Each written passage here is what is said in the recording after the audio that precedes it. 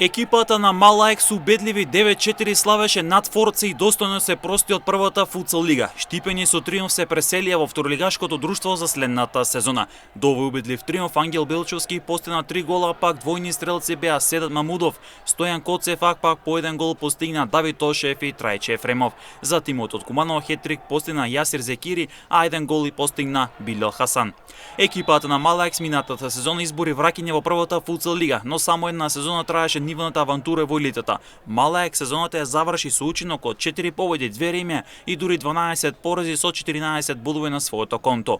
Покрај Малаек се исполни дебютантот Балкан кој во последното коло загуби со 12-14 од Јувентус Серава, а пак новиот шампион проект со 10-1 славеше над Бутел. Во рамки на последното 18-то коло Кегимоби ремизираше со Шкуп играјќи 3-3, а Клими го добил Согово со 4-3.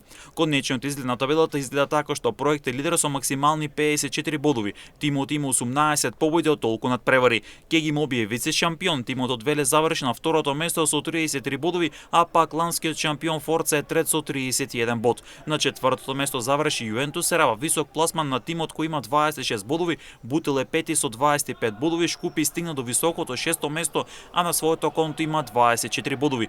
Клими од Кавадарци е седми со 22 бодови, а пак Осого од Крива Паланка заврши како осми со 19 освоени бодови. Малаек со Штип заврши на 9-то место, односно предпоследната позиција со 14 освоени бодови, а на дното е Балкан со 9 бодови и овие две екипи од следната сезона одново ќе играат во втората футсал лига. Заврши сезоната во првата футсал лига. Екипата на проект е освојувач на двојната корона, односно тимот од Јосифов ја освои шампионската титула и куп титулата.